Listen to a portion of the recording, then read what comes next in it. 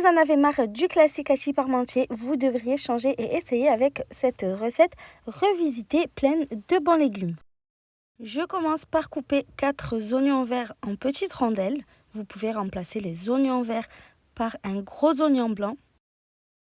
Après ça, je coupe 2 tomates en gros dés.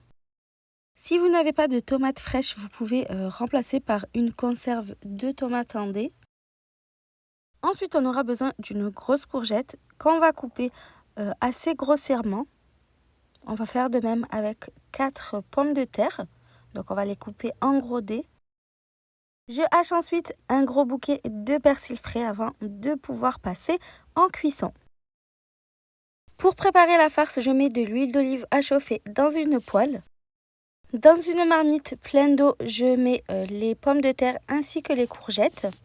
Et on va les porter à ébullition pendant 15 à 20 minutes. Dans la poêle, j'ajoute les oignons verts ainsi que les tomates. Je les fais revenir à feu moyen pendant une dizaine de minutes en remuant régulièrement. Après une dizaine de minutes de cuisson, je viens ajouter la viande hachée, donc j'en ai mis 450 grammes. Ça peut être très bon aussi avec du poulet haché en remplacement du bœuf.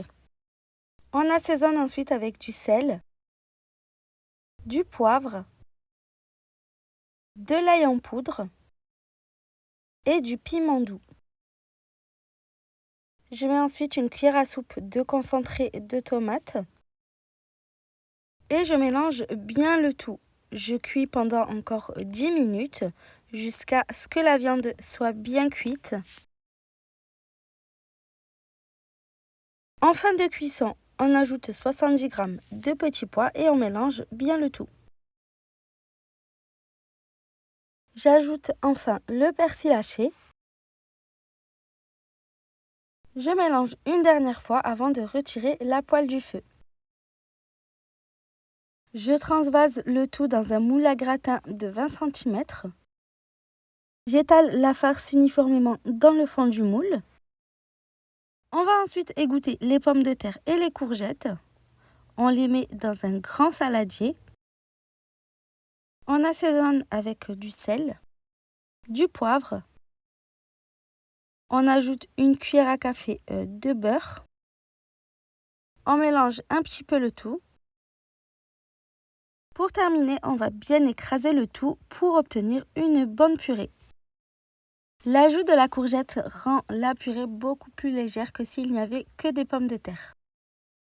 Je verse ensuite la purée dans le moule, donc sur la farce de viande hachée.